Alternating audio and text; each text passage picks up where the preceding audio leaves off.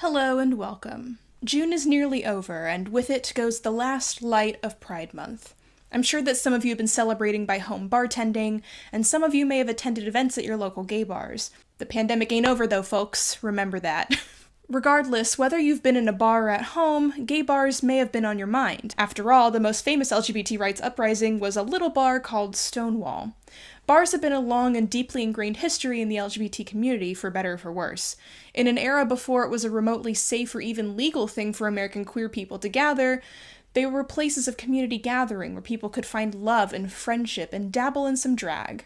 But the bars weren't always a safe space. Not just because of constant police raids, but also because many gay bars were literally run by the mob. I thought it'd be fun to incorporate some historical cocktails into this video, as in have been around since before at least the 60s, and I'm so sorry if that makes some of you feel really old. This should be fun because I actually don't drink that much because I'm such a lightweight and I like to get work done, and I'm also not going to mix these on camera because I don't want any of you bartending junkies making fun of my poor mixing skills. I'm so sorry. And I don't have the right glasses either, probably. I wouldn't know. Anyway, the first one we've got is the classic old-fashioned, of which I've made the world's tiniest little mixed drink because I don't want to get drunk on camera today. Maybe some other time. I've never had one of these, but I love whiskey, so wait! First, we have a sponsor. It's me. I'm the sponsor. This may seem completely off topic, but if you like webcomics or just comics in general and are looking for a good urban fantasy comic, go check out my webcomic, Cunning Fire. It's the story of Akiva Stein, a girl who can see ghosts, and how she's hired by a coven of witches in Chicago to be the astral traveler on their quest to create the legendary elixir of life. On her journey, she falls in love with a crystal witch named Darcy, who is mysteriously connected to her somehow. And everyone has to deal with the very stupid no-brains ghost villain who is causing everybody problems. It's a mostly LGBTQ cast, and it updates with one-page Mondays and Thursdays on cunningfire.com, on Tapas or Line Webtoon, and Patreon subscribers get early updates and other cool goods. We're wrapping up Act 2 this summer, and things are getting really good right now, so definitely give it a shot if you're looking for something good to read. Okay, back to the video, and thank you for putting up with that. I work very hard on this comic, and it means a lot to me. Ooh! It's good. I knew I'd like it because I like whiskey. So, a little background on the mob, eh?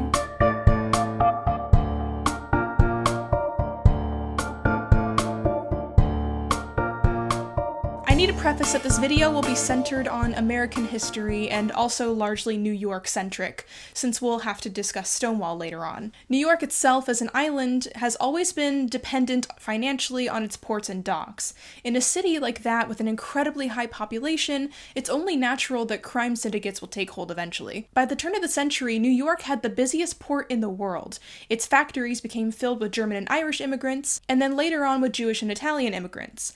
But with a powerful port that deals not only extremely valuable goods, that also is literally half of the goods that enter the entire country, comes a prime environment for racketeering. The New York City port in particular wasn't built efficiently and only had one railway running through it. It was overcrowded and messy, and it was simple for tough guys to muscle their way in and take control of the port's operations, gaining direct contact with the goods themselves and being ignored completely by the waterfront NYPD, which was the most corrupt division in the city. These guys then demanded payoffs in order for the goods that they held to be loaded onto transport vehicles. They would also simply, steal shit. Over time, Irish and Italian gangs would dominate these activities as the ethnic demographics of the areas surrounding the docks skewed in that direction due to increased immigration, which caused a lot of heavy tension between the two groups as they struggled for dominance. Paolo Vaccarelli, which I'm definitely gonna mispronounce almost every name in this video, I'm so sorry, please don't yell at me, was probably the first Italian gangster to win this port dominance by rising in rank in the ILA, the International Longshoremen's Association.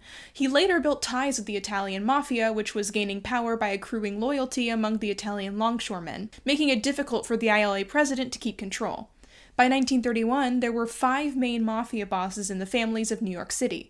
On the east side, the Genovese family became dominant and would go on to dominate the gay bar market.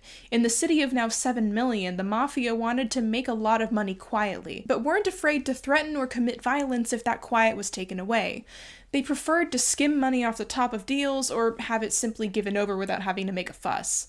They didn't actually want to have to deal with the cops, hence why so many mob rackets involved using that money to pay off the police to avoid trouble. That doesn't mean that they didn't make trouble anyway, though.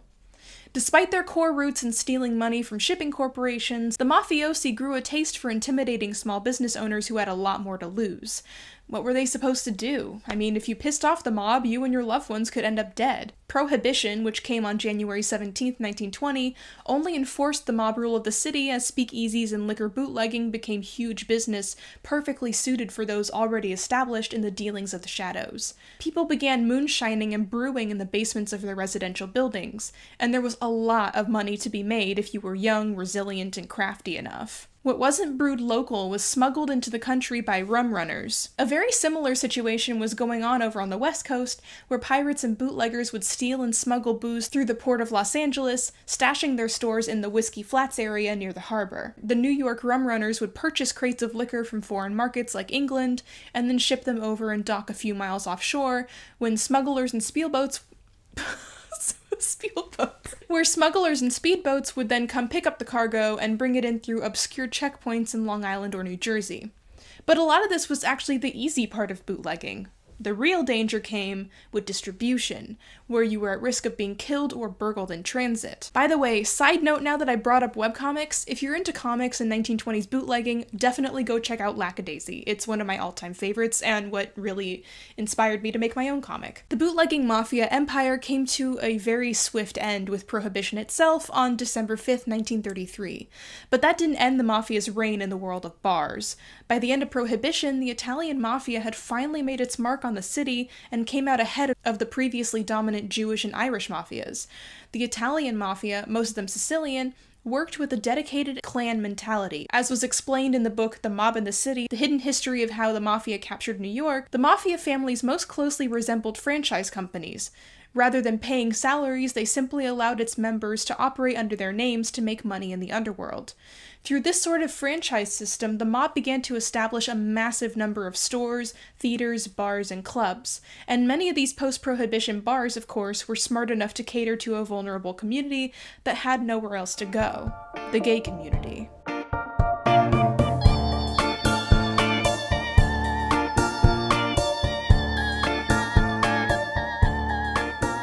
Part 2, we have a good old Chapman's. Side note, this was apparently the drink that J.C. Leyendecker was drinking when he died. Apparently, he had his heart attack, and Charles was like, "Don't worry, babe, I'll make you another cocktail." It's really good though, so valid. Anyway, in the 1963 book, The Homosexual and His Society, A View from Within, Donald Webster Corey and John P. Leroy wrote, "Because the practice of homosexuality is held to be a criminal activity in most states, the operation of gay bars is often in the hands of criminals. Agents of crime syndicates have controlling interest in many of the bars in our larger cities. Being led to a semi-underworld in pursuit of harmless sexual activity, the homosexual must depend, albeit indirectly, upon the professional criminal. This corruption has been known to spread to high city officials who secretly accept bribes not to enforce the law, which leads to disrespect for law and order. Despite how actually visible gay life was before the 1930s, disorderly premises of nightlife were illegal in many places, and of course, the mob specialized in illegal markets. Disorderly could mean a variety of things, and was honestly just used as a band-aid term most of the time. It could apply to rowdy saloons, or any bar at all. It could be down to brothels, music clubs, and gay bars. These establishments, especially the gay bars, were particularly vulnerable, and it left openings for the mob to bust in and take over the establishment with promises of protection. Or just threats. As one bartender remembered, even if you came in and tried to open a gay bar, you would be contacted by the family and be informed that it was a closed shop. Not only was controlling the isolated and vulnerable market of gay bars good for profit, but the mob also used these joints as a front for heroin trafficking. But there were also deeper reasons for the mob's interest in gay bars. Around the turn of the century, there was a massive influx of immigration to the United States from Europe, largely Eastern European Jewish people, Irish people, and Italians. These Italians were typically single young men, or husbands who had come over to find work on the promise of bringing their families over later, or going home. Especially in New York, this resulted in a massive bachelor culture of single men living in homosocial environments. Before World War II, the overall structure of gender and sexuality in America wasn't what it is now, as I covered, again, in my video about LA's gay history. Your sex life wasn't seen as your identity, but rather an act that you did, and was intrinsically tied to your gender expression. So, of course, if you were to have an intimate relationship or encounter with another man, you wouldn't have been thought of as gay or even suspect at all as long as you topped or played the man's role. Oftentimes, the men that bottomed and or were feminine were viewed as inherently taking on a woman's role because they must have some element of womanhood within them. The attitude towards these men was dismissive. The feminine gay men, often called fairies, usually occupied a separate gender category of their own outside of manhood. While fairies were greatly looked down upon by society and faced far more discrimination than their masculine partners, they were also seen as the pinnacle of gayness by many, and were appreciated for the role that they took directly opposite to the masculine party in the relationship, because their femininity made the others look more masculine. One gay man in the 20s reflected, "It is a well-known fact that the secret of a woman's appeal to a man is not so much her sex as her effeminacy. The attitude of the average man towards the homosexual is determined by the degree of effeminacy in the homosexual. Your writer has observed that 9 out of 10 men take favorably to the homosexual. Of course, they seek the eternal feminine in the homosexual, and feminine homosexuals naturally have the greater number of admirers." Basically, as long as a man retained his masculinity and played the man's role, men weren't going to consider him to be identiologically queer, even by fairies or the working class community. Men who considered themselves to be normal men, aka the general term for straight before straight was a thing, would often even seek out fairies for sexual encounters deliberately. This sort of behavior was almost institutionalized in the working class Italian neighborhoods of New York, and gay activity was so common there that in 1921, the number of men arrested for gay disorderly conduct were a majority Italian. The Italian neighborhood in the Lower East Side has a huge number of saloons that employed sex workers, many of whom were fairies, who were known as, putting that on screen because from what I've gathered, it might be considered a homophobic slur in Italy. While it's not easy to give a hard and fast explanation for why homosexuality was such an open culture for Italians in particular, we may have a few clues. One being that, at the time, the teachings of the Catholic Church were so aggressive in their warnings against premarital or extramarital sex with women that sex between men probably ended up seeming harmless in comparison. The church hadn't yet begun its ideological crusade against gay people. Remember, this was before 1946, when that one infamous passage of the Bible was mistranslated in order to condemn homosexuality. Homosexuality was so widely accepted in southern Italy and Sicily in particular that it became a safe haven destination for British and Northern European gay men, and this attitude of acceptance persisted in the immigrant communities of New York and beyond. Secondly, while other immigrant groups such as Eastern European Jewish people had to leave their home countries due to threat of violence and persecution, and therefore sought to bring their entire families with them, most Italian immigrants, as I mentioned before, were single or unaccompanied married men from 14 to 44 years old. Many came for seasonal work before returning home, so it was no thought at all for them to engage in homosexuality, given that they were surrounded by mostly other men and weren't living with their wives or mothers. Not only that, but Italian immigrant communities were heavily gender segregated due to those same Catholic fears. The odds of a family allowing their daughter to go out with some random guy were extremely slim, but men hanging out was nothing. These attitudes followed through into gangster culture, which was born in part out of this inherent bachelor culture. Fairies had a heavily ingrained presence in rough working-class male communities, both through sex work and companionship. In 1933, the crime boss Dutch Schultz was injured in a shootout, and the Boston Daily Record reported, "He was harbored and nursed by a whole colony of nice boys, whose ministrations were far more tender than those of the most tender female nurse. Schultz was all man, but he enjoyed surrounding himself with those whose masculinity was not so pronounced." Some famous mobsters were openly queer themselves, like David Patillo, who was a fairy in his teen years and went on to dress in drag when committing various crimes and murders. He was arrested in 1936 for running over 200 brothels with Charles Lucky Luciano, and was sent to Sing Sing prison until parole in 1956. After this, he went on to traffic heroin through the gay bars that he owned. Charles Gagliardotto, known by the Genovese family as the Hitman, wore dresses and carried his gun in a purse. And of course, as we'll go on to discuss, a wise guy that ran Stonewall was the son of a powerful mafioso and was well known to have gay lovers. All this to say, The mob and the gay community weren't really two separate communities forced to share a space all of the time. There was significant historical overlap between the two, much to the dismay of the non-mob patrons of these gay bars. And by the way, if what you're getting out of this is something like gay people are criminals or whatever, then you aren't ready to have this conversation and need to go back to, like, Gay People Are Humans 101 preschool or something. Since a lot of gay bars catering to gay men would outlaw lesbians, the mob went on to deliberately open establishments catering to the lesbian community. One establishment that welcomed lesbians was the ritzy 181 Club. As Hugh Ryan writes, less is known about the sexuality of working-class Italian women, but in the 50s, the 181 Club was run by Anna Genovese, wife of Vito Genovese, one of the heads of the Genovese crime family. According to the women Davis knew, Anna was definitely into the girls. This presented quite the issue for them, as they had to navigate her advances without alienating her or being seen as a threat by her husband. Another club was the Howdy Club, run by Genovese guy Steve Franzi. And even mob establishments weren't safe from the wrath of the New York State Liquor Authority. In 1944, the Howdy Club was closed for holding shows by Leon Laverdi, who exhibited feminine characteristics that would appeal to any male homosexual. The same year, Joe Cataldo, who ran a lesbian-friendly joint called Tony Pastor's Downtown, was booked for permitting lesbians to loiter on the premises.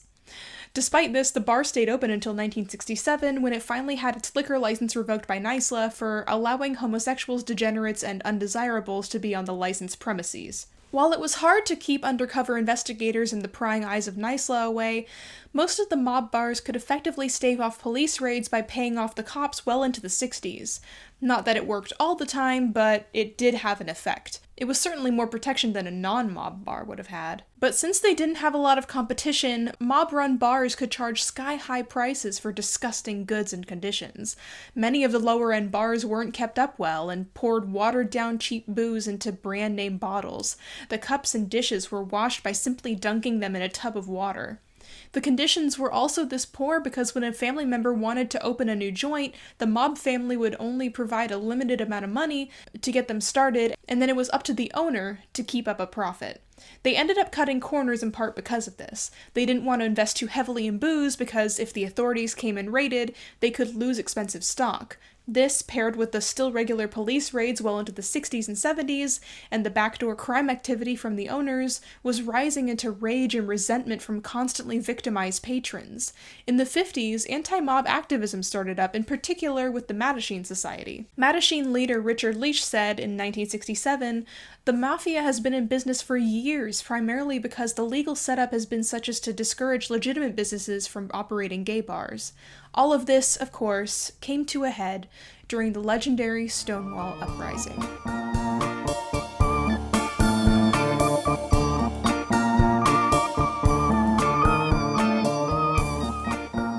Fuck it, cocktail in the Moomin mug. Last drink on the table today goes by many names. Whiskey ginger, whiskey highball, I don't know. It's one of my favorites anyway, and it's been around since about the 1800s, so that's pretty neat. Yep, still good. Stonewall was well known for being run down and dirty. It was wet, unkempt, and dark. It was operated by members of the Genovese family, particularly by Fat Tony Loria, his gay roommate Chuck Shaheen, and Matthew Matty the Horse Ianiello. The bouncer was Ed the Skull Murphy.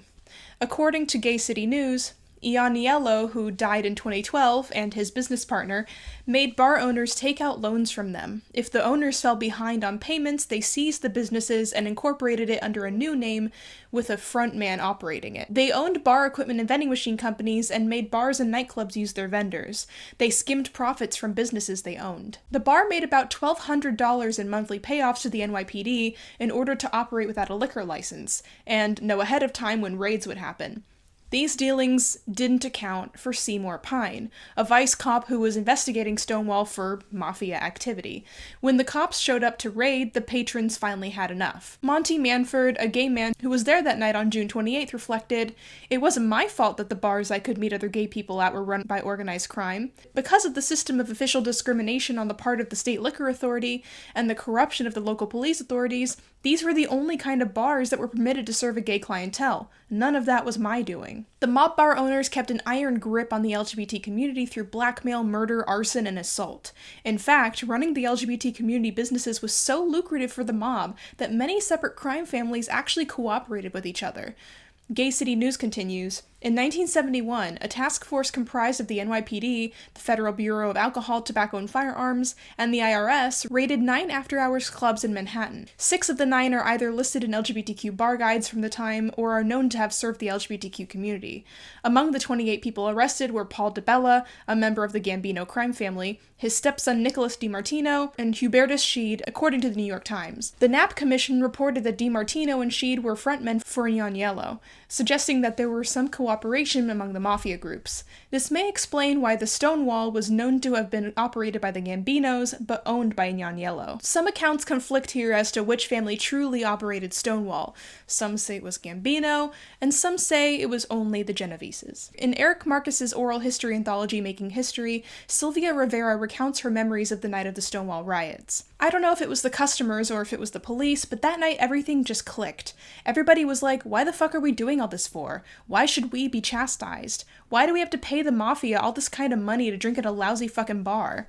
And still be harassed by the police? It didn't make any sense. The people at them bars, especially at Stonewall, were involved in other movements and everybody was like, we gotta do our thing. We're gonna go for it. People weren't just fed up with the cops. They were fed up with the mob, too. The mob had long had policies in place that allowed the gay employees and patrons of their joints to take the heat from the cops while they got away. Like placing gay employees on door duty, for instance. When the police locked down Stonewall that night, a few of the mobsters in the bar got arrested while the cops were busy shuttling patrons outside onto the street. While the crowd gathered and became more and more uneasy, many of the cops remained locked inside the bar, investigating Mafia activity. We may never know exactly for 100% certain what the one instigating moment of the uprising was because there wasn't a single one. Sylvia Rivera says it was people throwing pennies and quarters and then rocks over time.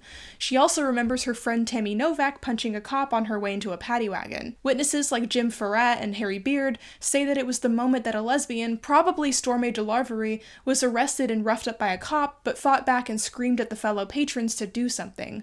But other witnesses, like Craig Rodwell, don't believe that to be the truth. The fact is, everyone who was literally there cannot agree on what started Stonewall. But Rodwell's continued comment may honestly be the closest to the truth that we'll get. A number of incidents were happening simultaneously. There was no one thing that happened or one person. There was just a flash of group of mass anger. Little noted is the fact that Stonewall had already been raided that week the prior Tuesday. The days leading up to that riot were filled with patrons talking to each other about how this shit has got to stop. Tension had been high and building higher. It wouldn't take much to set the group of displaced bargoers on fire, and of course, later someone set Stonewall literally on fire, with the cops inside. At first, the mood was almost lighthearted. People were making jokes. The queens and gay men exiting Stonewall were doing poses as if they were on a red carpet. But most eyewitnesses agreed on one thing. There was at least 1 or 2 butch lesbians being violently dragged into the paddy wagons that darkened the atmosphere and made things feel more serious. An eyewitness named Kevin Dunn remembered, the lesbians who came out were not in a good humor to do a little pose. They were resistant to being busted, and they had a more serious tone being arrested. The lesbians had been thrown in and sealed inside the patrol wagon and not let go of, and the crowd seemed to get pretty ornery about that. It was like, don't do this to these ladies. It was sort of chauvinistic in a way, but it was interesting that they got angrier, it seemed, when the lesbians were thrown in. By the time the riot really swung into full effect, people had collectively been throwing whatever they could find at the bar and the cops. Coins, rocks, beer cans, glass, trash, a garbage can, a literal parking meter. People were slashing tires, setting cans on fire, rocking the paddy wagons to try and free their friends. Passers-by on the street joined in. Everyone in the Christopher Street area was fed up, and it felt like a great release of pent-up anger. An eyewitness named Howard Smith said that everyone's anger probably also had something to do with the full moon that night. Like, as if gay people are werewolves or something. Anyway, by the time the situation dispersed that night, Stonewall was destroyed. But that wasn't the end of the chaos. People were still hungry to let out more anger, and the riots continued the second night when the riot squad authorities showed up to disperse the crowd. This is when Marsha P. Johnson climbed a lamppost and dropped a bag containing heavy objects onto a cop car's windshield, shattering it. Truthfully, Marcia herself told Eric Marcus that she wasn't at Stonewall when the riots began that first night and actually showed up later. But Sylvia Rivera was there when it started and was all too excited to take part in something new and revolutionary. Unfortunately, not everyone is apt to recognize a revolution when they see one. At the time, there was a vocal number of older, usually wealthier, usually white gay men who viewed uprisings like Stonewall and the ones before it as nothing but criminal activity and actually sided with the police. The wealthier gays were quite literally too busy sunbathing on Fire Island to care about Stonewall. Many of the older crowd, and not just the wealthy white ones, had lived through extreme conditions that the younger generation, though used to a different brand of pain and battery, had not experienced, and so they'd learned that becoming palatable to the mainstream and living quietly was the best way to survive and gain respect. They felt that the younger generations trying to shake things up and demand respect without compromise would overall harm the community in the end. Many of them were scared. They'd seen their loved ones sent to asylums, killed, blacklisted, lives ruined. I can understand why they may have felt that laying low was the only way they could live. But times were changing rapidly after the mid-century, and the various riots across the nation demanding gay rights were laying the first stone for many of the open freedoms that the American gay community enjoys in most parts of the country today. Reactions to Stonewall in the gay community caused a lot of tension in the pre-existing gay rights movements itself, like in Mattachine, New York, for instance, which put out several statements asking people to stop protesting, and for a while it seemed like no one could agree on how best not only to present themselves, but to move forward as a collective. But as for the mafiosi that ran Stonewall, the national attention on it had proved too much of a risk. Fat Tony sold Stonewall to Nicky DiMartino and dipped. Mob control of gay bars persisted well into the 80s, and we know all this from the FBI investigative documents that later became declassified, as the FBI not only kept an eye on organized crime, but the gay community at large too, especially celebrities that were suspected of being homosexual. Many FBI investigators considered the NYSLA authorities to be compromised, and so they conducted their own work. And the way the FBI viewed the LGBTQ community was extremely telling in the way that these released documents refer to the people that they investigated, often by slurs. I won't get too in detail about the FBI and the gay community here because it'll be a future video, but just know that a lot of what we know about the underground mob network that owned the gay bars comes through them, for better or for worse. Today, the mob no longer has a monopoly on the gay bar industry, though who's to say they don't still have a hand in a few establishments. Hey, don't look at me. I don't see nothing. Thanks for joining me for some learning and a few drinks. I hope you enjoyed your stay, and keep an eye out for the shady characters on your way out. And because the mafiosi don't care much about upkeep around here, wash thy hands, wear thy mask, and don't forget to tip your bartender.